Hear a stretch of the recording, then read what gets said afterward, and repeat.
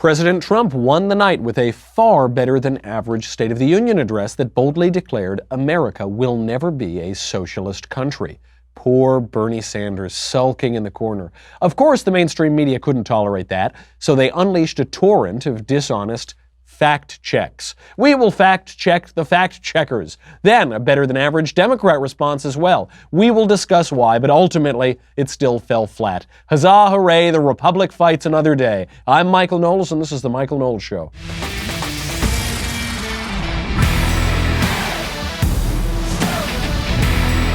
A good night for President Trump, a good night for the Republican Party, and a very good night for America. We covered the State of the Union last night here for it felt like about 18 or 27 hours. So we won't go through point by point on the State of the Union. What I want to focus on is the reaction to the State of the Union.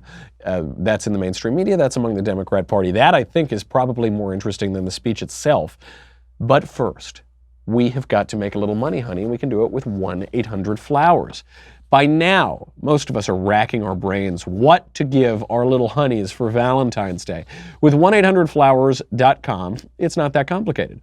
Roses from 1-800-Flowers are a no-brainer. Right now, when you order early, 1-800-Flowers has amazing deals on vibrant and romantic rose bouquets, arrangements, and more, just starting at $29.99. I gave one of these to sweet little Elisa last night, and she loved it. I said, listen, I know I've been covering the State of the Union for 2 years now. You know, you haven't seen me in months. But anyway, here are these flowers. She loved them. They're really, really nice. They come beautifully packaged, so the flowers don't get damaged. They look really nice. The bouquet prices will be going up soon, so take advantage today. Pick your delivery date, let 1-800-Flowers handle the rest. When it comes to Valentine's, I do not settle for anything less than my rose authority, 1-800-Flowers.com. To order Valentine's bouquets, arrangements, and more starting at $29.99, go to 1-800-Flowers.com, click the radio icon, and enter code COFEFE, C-O-V-F-E-F-E. Order today and save at 1-800-Flowers.com, promo code COFEFE, C-O-V-F-E-F-E. Before we get to the reaction, let's just start with one of the best lines of the entire night, maybe the most important line of the night, which has prompted probably the most vocal reaction. Here in the United States, we are alarmed by the new calls to adopt socialism in our country. America was founded on liberty and independence, and not coercion, domination, and control. We are born free, and we will stay free.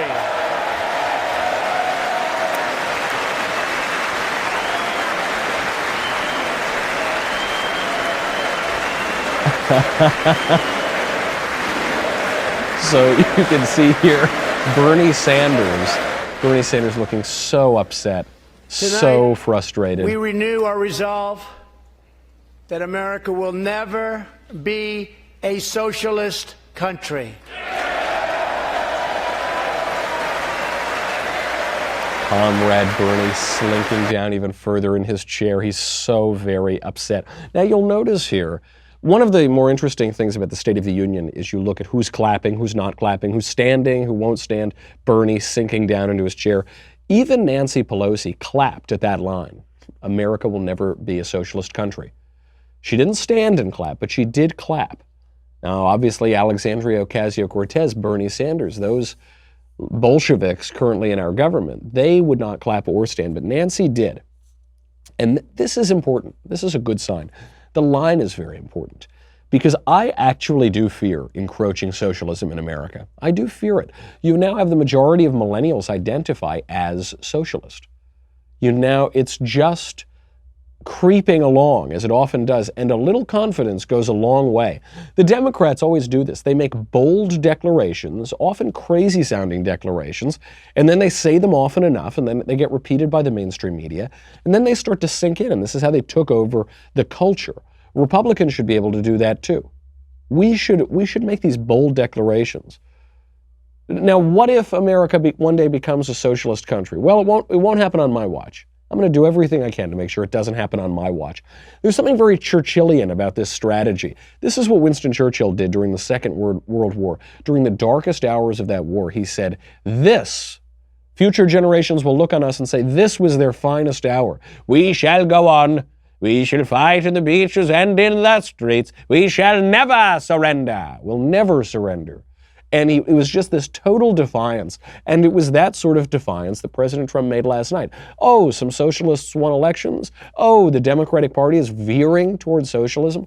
Non-socialist Democrats can't run in the 2020 Democrat primary. Who cares? America will never be a socialist country. And he linked this to Venezuela. This is very important as well. You know, one thing he did is that he came out and declared the winner of the Venezuelan election that happened a week or two ago. He declared that Juan Guaido is the legitimate president of Venezuela over the socialist Nicolas Maduro. I do love that the U.S. can do that. I do love that during our State of the Union, we can just declare presidents of other countries. I'm not being facetious either. We should. That country has fallen to nothing. Nicolas Maduro is a ridiculous dictator who's destroyed that country after the destruction of Hugo Chavez. Great. We should kick him out. We should feel nothing wrong about that. I assume he won the election legitimately, even if he didn't.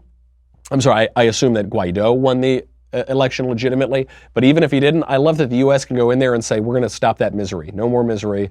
Get out, Maduro. Too bad. Try again next time. That's really nice. And the connection to Venezuela is very important. Venezuela had one of the best economies in the world.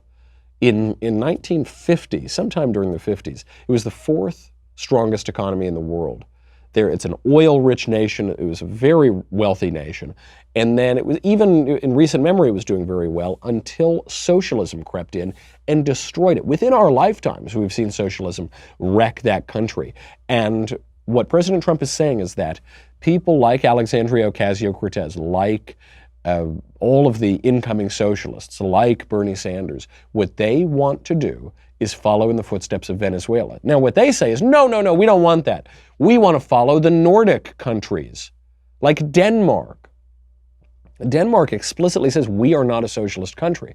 Actually, all of those Scandinavian Nordic countries, they did experiment with socialism and it damaged their economy, and they have since undone a lot of those socialist reforms. They've reinstituted a lot of capitalist reforms, and their economies have boomed as a result of that. So it's totally disingenuous. A lot of those countries have freer economies than the United States. It's totally disingenuous when Alexandria Ocasio-Cortez or whoever says, no, we're just going to be like those nice white countries up north, because there is an underlying racial message here, which is, oh, no, not like those scary countries with mixed ethnic populations. No, just those places that are 100% ethnically homogenous. No, like that's the good socialism. It's not even socialism.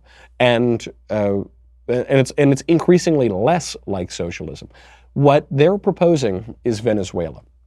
Even this Medicare for All plan, this goes so far beyond what you see in the Nordic countries or what you see in the United Kingdom, where at least there still exists private health insurance very often. Whereas here, Kamala Harris, probably the leading Democrat presidential candidate, is saying we need to abolish private insurance. Abolish it totally. Government runs everything. Other Democrats coming and backing her up on that. The future that these people see looks like Venezuela. And President Trump pointed that out. I think it was a big win. The other reason America will never be a socialist country is because of the incompetent socialist politicians. Bernie Sanders never held a job in his entire life until he got himself elected and went on the public dole. He had his honeymoon in the Soviet Union, sang shirtless with Soviets, talk about colluding with the Russians. But even better than him, we learned last night that in 1986, Elizabeth Warren claimed Native American ancestry when she was filing with the Texas bar. Now, why is this important? This is important because she has previously said, oh, I didn't really do that. No, I didn't really claim ancestry. It was a mistake by Harvard. It was a bureaucratic error. I never used it to my professional advantage. No, it's just a silly misunderstanding. Now we have her signature right on the paper. She claimed in her own handwriting American Indian ancestry, not Harvard, not an administrator, but her. Look, we all know that she's done this. Very few conservatives ever believed her ridiculous line about not knowing or not being aware and never using it to her advantage. But last week, It has since been reported. Elizabeth Warren privately apologized to Cherokee Chief Bill John Baker. Privately, not publicly. Now, it later became public when this was reported. But she was sorry. She apologized for, quote, for furthering confusion about tribal citizenship, end quote, for not being more mindful about this decades ago. So the question is, why did Elizabeth Warren apologize last week? What has changed? She initially launched her presidential campaign pretending still to be Native American because she's 1/1024th Native American, maybe. So what has changed? Well, we figured it out last night. The Washington Post reported that Liz Warren had filed with the Texas State Bar in 1986 as an American Indian. So that comes out last night. And yet a week ago, she apologizes privately. Why would that happen? It seems to me that the Washington Post tipped her off. What else could it be? When she then apologized, and this was reported by the Washington Post when this story came out, and what did she apologize for? Quote, for furthering confusion about tribal citizenship, quote, and for not being more mindful about this. She used the same language that she used on the private conversation with Baker last week. So the corruption of all of this gets even more fetid. It gets even more dank, which is that the Washington Post finds this out. They've been helping to cover for Liz Warren for a long time. They find out that she actually did commit this fraud, obviously intentionally. She did it for a very long time. She did it to further her career. So what do? They tip off Liz Warren, almost certainly.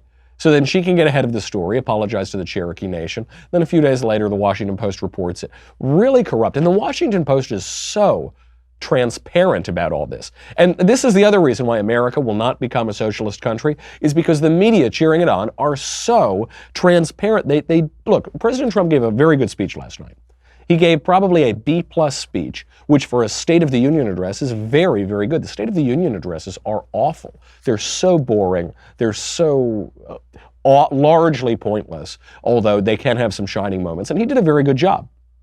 So the media are furious. Because the Democrat, Stacey Abrams, we'll get to her in a minute, she also did a pretty good job, but it just fell flat by virtue of the reaction always falls flat, and she wasn't that great. Trump did a much better job. So the media were furious, and they instantly started issuing fact checks. But the fact checks are not fact checks. They are opinion columns.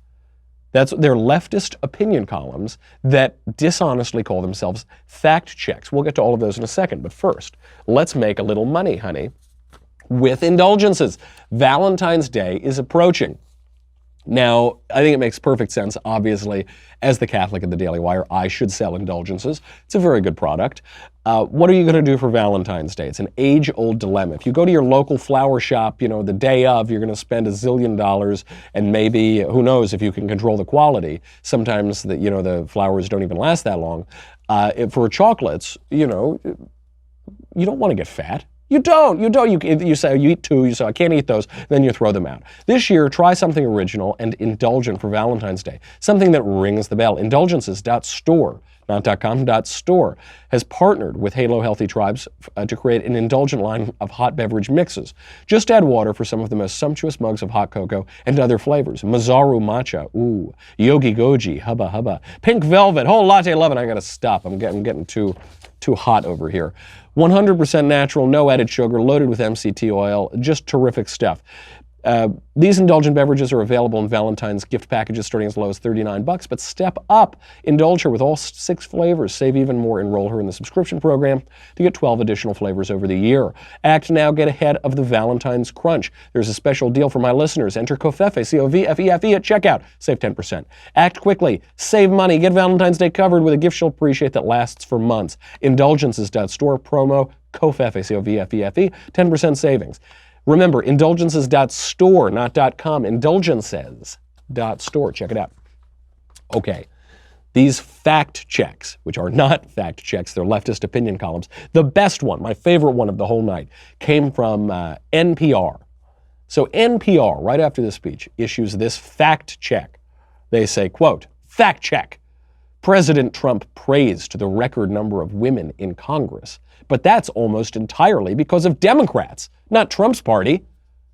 Fact check. Boom. Mic drop. How is that a fact check?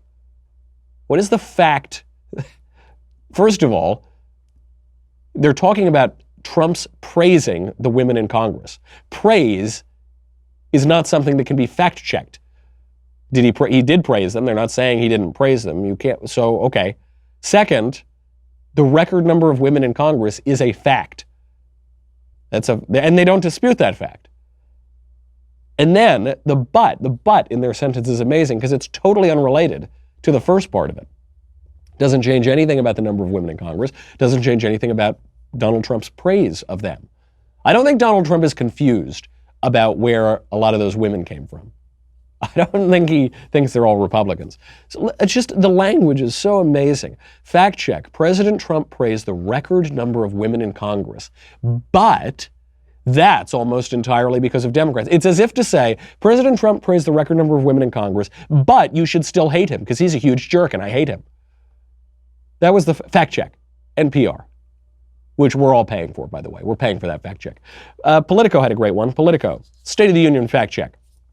Trump said, quote, 1 in 3 women is sexually assaulted on the long journey north. That's partly true. Here's the full story. Okay, do you know why this? So President Trump said 1 in 3 women are raped or sexually assaulted on the journey across that border.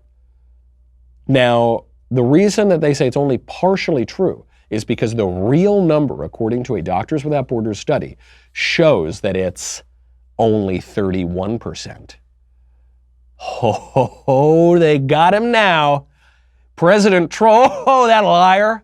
President Trump said, that liar said that 33% of women are raped and sexually assaulted on the journey north. Really, it's only 31. Boom, fact check. Fact check, Donald. Fake news. Alternative facts. By the way, what's funny about this is they're citing this one Doctors Without Borders study. There are other studies that show that the number is much, much higher. Between 60 and 80% of women are raped and sexually assaulted. That's according to Amnesty International. That's according to a Fusion survey, both of which were reported in the Huffington Post, a left-wing outlet. So actually, President Trump probably could have used those numbers. It would have been just fine.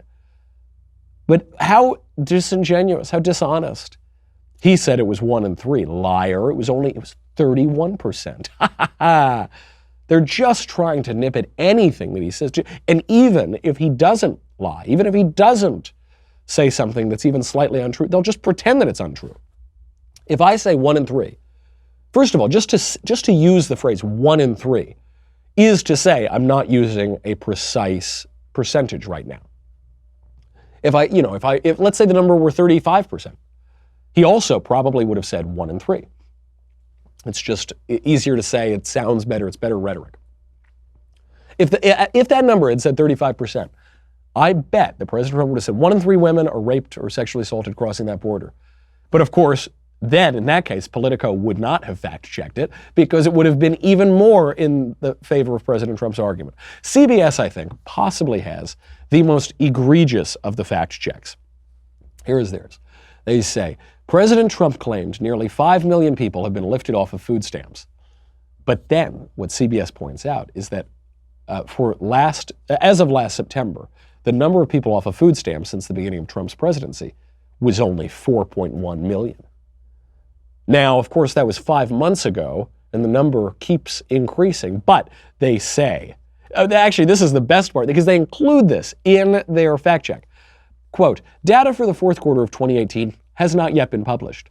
And that number had already been trending downward before Mr. Trump took office. So, okay, so they're saying the number is trending downward. So the number of people off of food stamps is trending upward. You're saying 5 months ago it was 4.1 million.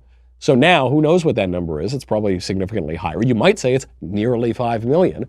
And then the kicker, they're doing the same fact check thing that NPR did. They're saying, and that number had already been trending downward before Mr. Trump. Oh, yeah, he didn't say that it wasn't.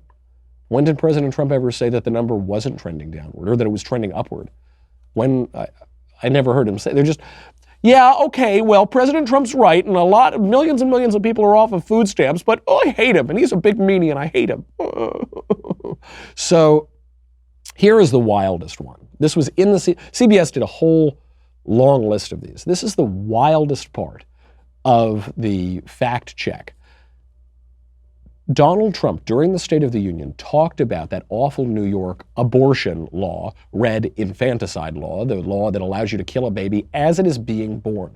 1 second before birth, you can kill it. Not as bad as Virginia, where apparently you can kill the baby 6 hours after it's been born, at least. But he mentions this, and the CBS fact check tells you everything you need to know. Lawmakers in New York cheered with delight upon the passage of legislation that would allow a baby to be ripped from the mother's womb moments from birth. These are living, feeling, beautiful babies who will never get the chance to share their love and their dreams with the world. By the way, if you're watching that clip, could Chuck Schumer possibly look more maniacal if he tried? I think when people read the Bible and they're creating images in their mind for what Moloch looks like, Moloch almost looks like Chuck Schumer. It's very hard to visualize, it's hard to create in our mind's eye something as sinister looking as Chuck Schumer there, but look, they're crouching. Yes, he's got his fingers on his, he's like Ugolino, he's just waiting to eat his children. Really, really creepy. Someone should give him a little media training. It's amazing for a man who's lived on television for the last 40 years. He really doesn't know how to look great on, between this and the American Gothic meme that he helped to create a few months ago, he really not looking great. But what did the fact check say? Here's the fact check. Now, with all of the other fact checks, it says fact check, true or false, or it says partially true or partially, whatever. This one, it doesn't say true and it doesn't say false. It says this: facts. New York's Reproductive Health Act guarantees a woman's right to abortion through 24 weeks of pregnancy. After that, an abortion is only allowed if a doctor decides the fetus is not viable or to protect the patient's life or health. Now, of course, what this really means, and they made it very clear in the New York law, is that if a patient's mental health will be affected by having the baby, you can kill it at any point. But that's a total cop-out. I say, yeah, I'll be really sad if I have a kid. Kill it. Then you can just kill it immediately. Or the doctor says it's non-viable. What that means is if the baby has some deformity, if it's not born like the perfect little designer baby that its perverted parents want, or that the perverted doctor want, then they can kill it at any given moment. The way we know this is true is that the New York abortion law changed the New York Penal Code such that before, if you killed a woman who was 24 weeks pregnant or later, you would be charged with double homicide because you killed the woman and you killed the baby. Now, they took that out of the New York penal law. If you kill a pregnant woman who is giving birth, you're only charged with killing one person. That's how so we know that they're trying their best to twist it. They know they can't quite. So they don't even say true or false. They just issue an endorsement of the New York law. They just say, well, here's the best argument we can give for the New York law. Totally transparent. There are even subtler claims, and we have to get to Stacey Abrams' response. But first, let's make a little money, honey, with Ring. Ring's mission is to make neighborhoods safer. You might already know about their smart video doorbells and cameras that protect millions of people everywhere. Ring helps you stay connected to your home anywhere in the world. You know, we need to make sure that we have border security at our homes. We need to make sure, because walls work and there are other highly technologically advanced ways of securing your home. We should use all of them. Ring is the best, most technologically advanced way to do it. If there's a package delivery, there's a surprise visitor, you will get an alert. You'll be able to see, hear, and speak to them all from your phone, thanks to the HD video and two-way audio features on Ring devices. You could be in your bedroom, you could be on a beach in Boca, you could be at work, it doesn't matter. I love Ring. Ring makes me feel safer. I love having it myself. I like it so much, actually, that I've given it to friends of mine. When a friend of mine buys a new home, I give them Ring. One, because it's super cool and hip and like all the cool young guys have them, but it also really, really works. And so if I can give them a relatively inexpensive gift to help protect them, it gives me a little peace of mind, it gives them peace of mind. As a listener, you have a special offer on a Ring starter kit available right now. With a video doorbell and motion-activated floodlight cam, the starter kit has everything you need to start building a ring of security around your home. Just go to ring.com/Knowles, Knowles, ring.com/Knowles. So there are even subtler claims that they make in these fact checks. Here is one. The claim that President Trump made. This is from President Trump's State of the Union. It says, unemployment has reached the lowest rate in half a century. Okay, true.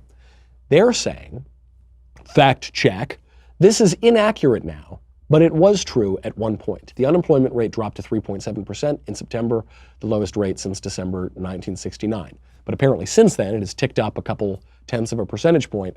And so they're saying, yeah, this isn't true now. But that fact check actually is false. That is a lie. President Trump said, quote, unemployment has reached the lowest rate in half a century. That remains true today.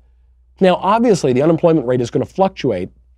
It's going to tick up a little bit. It's going to tick down a little bit. It's not going to stay exactly the same at all times. What he is saying is that the unemployment rate has reached the lowest point in half of a century during my tenure. And not just during my tenure, in the last year, which is what I am reporting to you, Congress. It's what I am reporting to you, the American people. Within the last year, in this update, unemployment has reached the lowest rate in half a century. That is 100% true. It's not inaccurate now. It's not partially true. It's not whatever the Democrats at the mainstream media want to pretend that it is, just to take away the achievements of this presidency. It is just true. The fact checkers are not true. They're liars. Either they're extraordinarily stupid, either they don't understand how language works at all.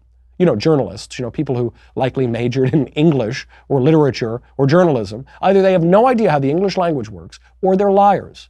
Which one do you think? It's obviously liars. We have to get to the Democrat response.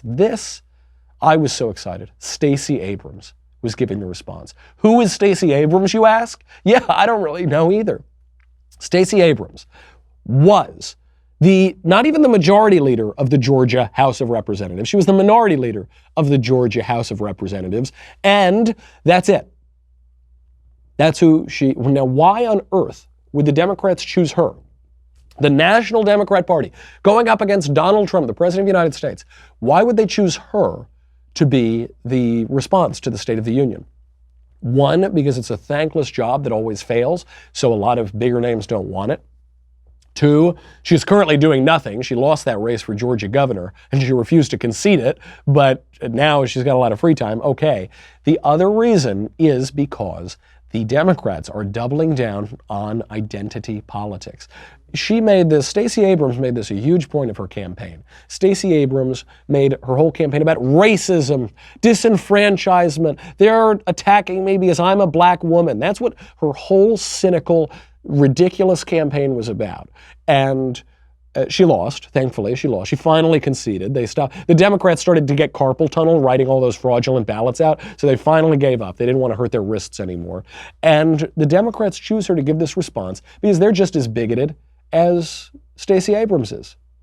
They're just as cynical as Stacey Abrams is. Doesn't matter what you've accomplished. This woman has accomplished basically nothing in her entire life, and yet they choose her over far more qualified Democrats because of the color of her skin and because of her sex.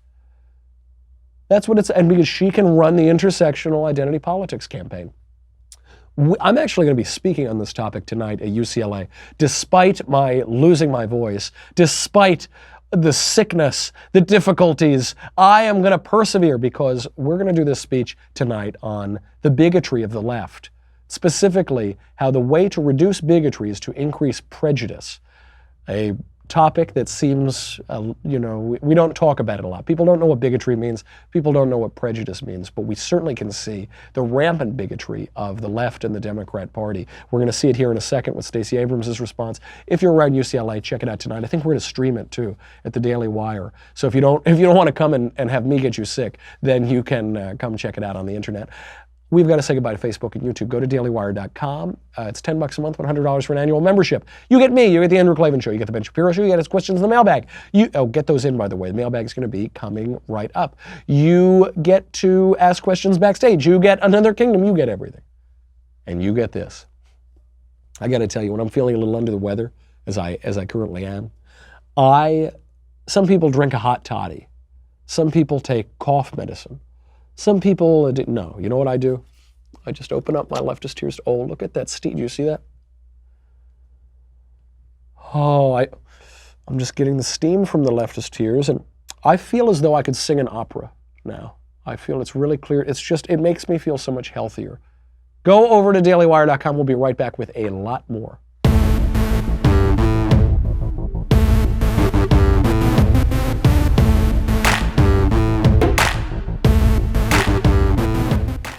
all those leftist tears have fogged up my glasses. I don't mind. I actually think I can see more clearly through the leftist tears than I could before they had fogged up my glasses. We've got to get to this State of the Union response. It was pretty ridiculous. Stacey Abrams starts out, I will make this point. Relative to all the other State of the Union responses, this was pretty good. She actually did a relatively good job. I'm damning with faint praise because they're all just horrific. But generally speaking, I think they learned their lesson from last year when that guy Kennedy, the young red-haired Kennedy, when he did it, it was like in a junkyard, basically. He had a broken down car behind him. It was really pathetic. So, obviously Marco had Watergate, where he reached for his water, and that people made fun of him for that. Bobby Jindal's wasn't great. I mean, they just don't go very well. They've learned some lessons, which we can identify in a second, but the content of the speech was absurd. I mean, it was we'll do an actual fact check here, because a lot of it was demonstrably false and self-contradictory, and you just got the impression that Stacey Abrams is not ready for prime time. She started out, for her first 2 sentences, strong. She started with this heartwarming story about how her father was walking alone in the rain, and he saw a homeless man, and he gave him his jacket in the rain. And what a heartwarming story she tells. When we asked why he'd given away his only jacket, my dad turned to us and said, "I knew when I left that man he'd still be alone, but I could give him my coat because I knew you were coming for me." Our power and strength as Americans lives in our hard work and our belief in more. My family understood firsthand that while success is not guaranteed, we live in a nation where opportunity is possible. But we do not succeed alone. In these United States, when times are tough, we can persevere because our friends and neighbors will come for us. Our first responders will come for us. So what she's saying is blah, blah, happy, happy, platitude, platitude. Now, whether you believe the story about her father or not, who cares? Politicians tell these ridiculous stories all the time. My mother washed more floors for less money than your mother did. I met Johnny in the middle of Iowa, and Johnny, he just lost his job and his whole family, and they all left him, and he got really sick. But Johnny had $3 left in his bank account, and he gave it to me for my campaign because he believes in us. So they tell these stupid stories, whatever. The trouble with this story is that she contradicts herself because she's not ready for prime time. So if you hear, she says, my father knew that when I left that man, he would still be alone. But when I walked on, you would come and get me. But then she goes on to say, in America, we're never alone. No one's ever alone. So which is it? Is the guy alone or is he not alone? This seems like a minor point. It actually matters to the larger argument that she's making because she's inadvertently contradicting her own point. In America, there are 3 options. In America, are we alone and therefore we need bigger government to come in because of how alone we are? We need Big Daddy government to come give us the jacket? Or in America, are we not alone because we have friends and family and private charity and civic organizations to come and help us out? Or in America, are we not alone because we already have the big government? Stacey Abrams is a big government gal. She wants big government all day long, the white knight of the government to come in and just take money from people and give it to favored groups and other people. That's what she wants. So I don't think she's making the argument that because in America we have private charity and friends and family and a rich civic culture, therefore we don't need big government. I think that choice is out. So now we have 2 options. Are we alone and therefore we need bigger government? Or are we not alone because we already have big government? Well, she ends her whole talk by saying, we're not alone in America. So it seems that what she's actually concluding is that we are not alone because we have an adequately large government. Okay, good. It's big enough. Okay, go away. Fine. Bye-bye. See you. There's no problem. We're not alone. The reason that we're not alone is we already have the big government, so we don't need a bigger government. Or she's saying we are alone. And I think the point she really wants to make is that we are alone. Everything's terrible. America's a terrible, awful place. And therefore, we need all of her stupid big government programs. She wants to make that point, but she's not allowed to make that point because that would be negative. That would be negative. It doesn't look good for a reaction to the State of the Union. It doesn't look good for her career. She's a nobody who just lost her race, and she hasn't really done anything else in her life. So that doesn't look good. She just sounds like she's whining and complaining from the sidelines. But the other reason that doesn't work is because the economy is doing really, really well. I mean, America's doing very well right now. President Trump's approval rating is doing quite well. 3/4 of Americans approved of his State of the Union speech last night. It was a very popular speech. So she can't, everywhere she tries to turn to make her argument, she gets cut off. So instead, she makes half of 2 arguments. But it's just not convincing. She just isn't ready for prime time. I guess that's the issue. So then she goes on to talk about, the only problem, there aren't really any problems happening right now, relatively speaking, in the country. So the only problems that she can find are these contrived problems, which is the government shutdown. The government shutdown that nobody really felt affected by. A couple weeks into the shutdown, they took a poll. They said, how many people feel that they've really been impacted by the shutdown? There were 6% of respondents said they had. They said, how many people know that there's a government shutdown? 21% of respondents didn't even know the government was shut down. So that's the closest thing to a real negative issue she could find, and so she hammers it. Just a few weeks ago, I joined volunteers to distribute meals to furloughed federal workers. They waited in line for a box of food and a sliver of hope since they hadn't received paychecks in weeks. Making livelihoods of our federal workers a pawn for political games is a disgrace. The shutdown was a stunt, engineered by the President of the United States, one that defied every tenet of fairness and abandoned not just our people, but our values. The government shutdown with furloughed workers abandoned not just our people, but our value. You would think, from what this woman is saying, that the shutdown that just happened was the first time ever that the federal government shut down. Maybe she thinks that. I don't know what she thinks. I don't think she thinks a whole lot. In reality, we have had in our history 10 government shutdowns with furloughed workers. We've had them under both parties. We've had them under presidents of both parties, Clinton, Trump, whatever. We've had them all around. The reason that you can go a long stretch without a government shutdown is because one party basically dominates, or one ideology dominates. Certainly before the conservative movement started in the 1950s and 60s, you basically had the liberal consensus. You had everybody basically agreed the same thing. There was there were radicals at both sides, but everyone agreed on this kind of squishy leftism. And that changed when conservatives started to assert themselves in the culture and in politics. But a lot of people have shut down the government. That doesn't abandon our values. If that's the case, we've been abandoning our values for decades and decades and decades. Then she makes a real rhetorical misstep. Our most urgent work is to realize Americans' dreams of today and tomorrow, to carve a path to independence and prosperity that can last a lifetime. Children deserve an excellent education from cradle to career. Bad week to talk about cradles, Stacey. Bad. If you're a Democrat, this is not a great week to talk about cradles, because the governor of Virginia, your party, just said that we should be able to kill babies in cradles. After talking to the doctor and the mother, then you should be able to kill them. In New York, that baby's already halfway out, you've got the cradle already, and you're allowed to kill it now in New York. And the government's cheered with delight, to quote, the Democrats cheered with delight, to quote President Trump. Not a great week to do that. It's almost a cheap shot, but it's just to show you it's just a little weak. But she goes on to make the point that she was trying to make, which unfortunately contradicts the entire argument of her own party. We owe them safe schools and the highest standards, regardless of zip code. Yet this White House responds timidly, while first graders practice active shooter drills, and the price of higher education grows ever steeper. So what she is talking about now is basically a cynical lie. She's talking about school choice and how we need school choice.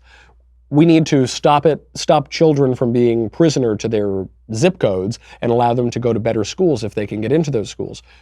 The Democrat Party is explicitly fighting all Republican efforts for school choice, to allow kids to go to better schools. In New York, Mayor Bill de Blasio, leftist Democrat, is doing his best to get rid of charter schools. He is doing his best to lock those kids, largely racial minority kids, largely poor, into their terrible zip codes so that they can never get an education. That's what it is. This is a cynical lie. The reason they're doing it is because they're held hostage to the teacher union who pays them a lot of money. But for her to go out there and say it's so bizarre. I can't think of an analogy. She is saying what we need to do is the policy that we've been fighting Republicans on for years. The policy that Republicans want to do that we won't let them do. Ridiculous. Then she just starts describing things that she goes from false advertising over her own party's positions to just describing things that are not true. The Republican tax bill rigged the system against working people. Rather than bringing back jobs, plants are closing, layoffs are looming, and wages struggle to keep pace with the actual cost of living. We owe more to the millions of everyday folks who keep our economy running. What are you talking about? The economy has been booming for over 2 years. We have record low unemployment. We have record low black unemployment. We have record low Hispanic unemployment. The economy basically could not be doing better. So she said, oh gosh, okay, well, that line didn't work. Let's talk about the caged children. We know bipartisanship could craft a 21st century immigration plan, but this administration chooses to cage children and tear families apart. Caged children. There was a photo that went viral of caged children. People blamed Donald Trump for it. The photo was from the Obama administration. Donald Trump isn't choosing to cage children. Why are we caging children? Which really they mean separating illegal alien kids from the adults that are with them. Who knows if it's their parents? Often it's coyotes and human traffickers. Well, the reason that we're doing that is because of an agreement, the Flores Agreement from 1997, from the Clinton administration, which said that we can't throw these little kids in jail. The parents have to go to criminal holding, but the kids don't have to go to jail. So we're going to separate them and put the kids in a nicer place. So who do we have to thank for that? Bill Clinton and Barack Obama. And then she makes her selfish argument. She wants to make this selfish argument about voter suppression because she insists that the election was stolen from her in Georgia. It was stolen because the Democrats got carpal tunnel writing all those fraudulent ballots, so they couldn't ultimately give her the office. She talks about voter suppression. Unfortunately, again, she makes the opposite point. Let's be clear. Voter suppression is real. From making it harder to register and stay on the rolls, to moving and closing polling places, to rejecting lawful ballots, we can no longer ignore these threats to democracy. While I acknowledge the results of the 2018 election here in Georgia, I did not, and we cannot, accept efforts to undermine our right to vote. Oh, I agree, Stacey. I agree. Voter fraud is real. That's what you said, right? Voter fraud? Voter fraud is real. We know this. There was a big survey that just came out in Texas. A big study showed rampant voter fraud. Non-citizens registered to vote to the tune of, 59,000, I think, had voted. Cases of voter fraud. Illegal votes cancel out legitimate votes. If you allow someone to vote illegally, then it is exactly the same as taking away someone's right to vote. There is no difference. Their vote will not count. Best way to secure the vote, Stacey, I'm with you. We got to secure the vote. Voter ID. That's the best way to do it, because then those tens and tens of thousands of people won't be voting in Texas who shouldn't be voting. And then tens and tens of thousands of votes won't be canceled out. Tens and tens of thousands of people won't have their right to vote effectively canceled. I will leave on a sort of nice note to Stacey Abrams. This was relatively better than most of the responses. The reason is the framing of it. The reason these don't work is President Trump has the biggest audience, first he's got the world, but then he's in the Capitol, this grand auditorium. He's got the vice president and the speaker behind him. He's got all of these, 500 congressmen, senators in front of him. And so it's just so grand. And then they film the reaction in a little tiny broom closet. They basically film it in my studio upstairs. What Stacey Abrams did is she put it's kind of weird. It's all of these people behind her, and they were all a little blurry. You couldn't make out faces really, all different colors and men and women, and they were enough in the back that I assumed it was probably a green screen or something. But you still got the feeling that she's surrounded by people. This is just a basic lesson for political rallies. You want to be surrounded by people, so it looks like you've got a lot of support. I thought that was a really smart revision to the response to the State of the Union, but it fell flat. Trump won the night, and for now, we can say proudly, happily, hopefully, America will never be a socialist country. Check us out tonight at UCLA, and if you're not there, then I'll see you tomorrow on the show. Get your mailbag questions in. In the meantime, I'm Michael Knowles. This is The Michael Knowles Show.